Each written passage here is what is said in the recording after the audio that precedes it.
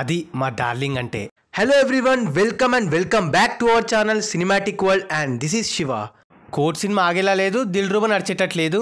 ఏంటి matter?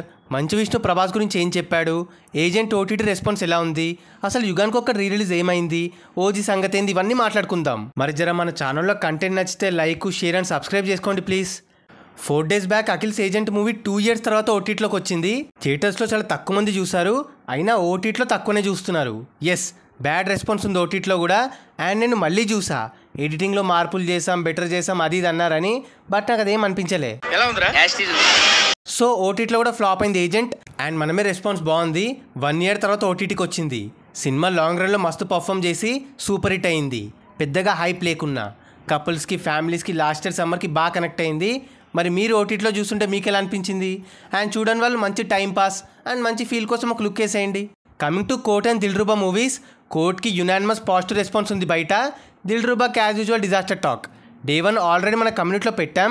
Day 2 ఎలా ఉండేనో ఒక లుక్ వేద్దాం. కోర్ట్ సినిమా ఎక్స్పెక్టేషన్స్కి దాటి ఉండడంతో ఎవరు ఊహించని రేంజ్లో పర్ఫామ్ చేస్తుంది. మొదటి రోజు 4.5 కోట్లకు పైగా షేర్ కొట్టి, సెకండ్ డే ఏకంగా 3.6 కోట్ల షేర్ అండ్ 5 కోట్ల గ్రాస్ కలెక్ట్ చేసింది. అలా 2 daysలో నైజాంలో 3.1 కోటి షేర్, సీడెడ్లో 35 లక్షల షేర్ అండ్ టోటల్ ఆంధ్రాలో 2.2 కోట్ల షేర్. అలా తెలుగు స్టేట్స్లో 5.65 కోట్ల షేర్ అండ్ 10.2 కోట్ల గ్రాస్ కలెక్ట్ చేసింది. And Karnataka and rest of India కలిపి 34 లక్షల షేర్ అండ్ ఓవర్సీస్ టోటల్గా 2.1 కోటి షేర్. అలా టోటల్ వరల్డ్ వైడ్గా 2 daysలో 8.1 కోటి షేర్ అండ్ 16 కోట్ల గ్రాస్ వసూలు చేసింది.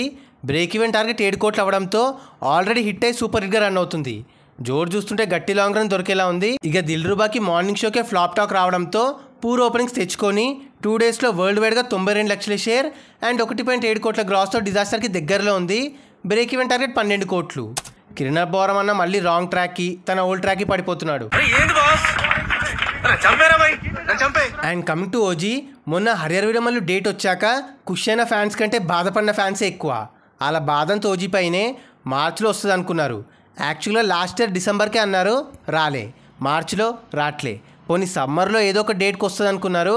ఇక వీరమల్లు వస్తుంది కాబట్టి అసలు ఇయర్లో అయినా ఓజీ వస్తుందని డౌట్లో ఉన్నారు ఫ్యాన్స్.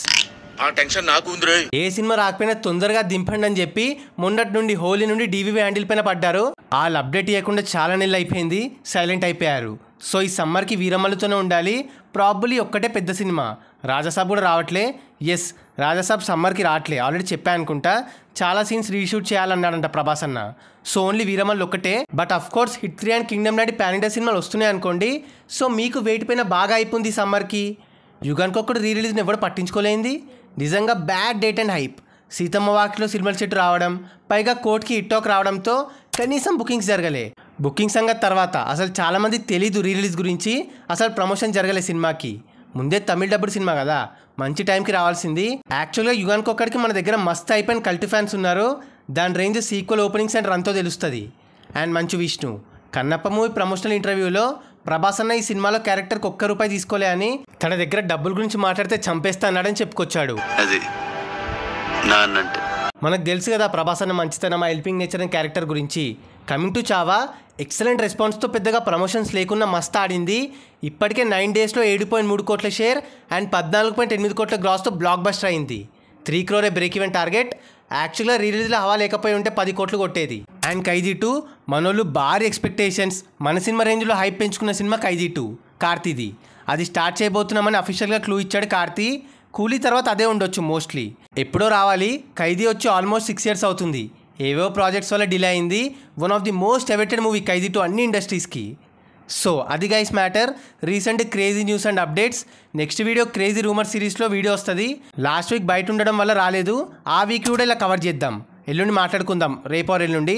మరి ఈ వీడియో పైన మీ ఒపీనియన్ని కింద కమెంట్ చేసేసి మీ పాయింట్ ఆఫ్ వ్యూని మాతో షేర్ చేసుకోండి. అండ్ గైస్, కింద కమెంట్ అండ్ డిస్క్రిప్షన్లో మన ఇన్స్టా పేజ్ లింక్ ఉంది, ఫాలో అవ్వడం మాత్రం మర్చిపోవద్దు ప్లీజ్. మీకోసం అన్స్టాపబుల్ స్టఫ్ అక్కడ. అండ్ ఈ వీడియో నచ్చేస్తే please like, share and subscribe చేసుకోవడం మాత్రం మర్చిపోవద్దు. అండ్ ఇంకో మంచి ఇంట్రెస్టింగ్ వీడియోతో మళ్ళీ కలుస్తాం. Until then take care, bye.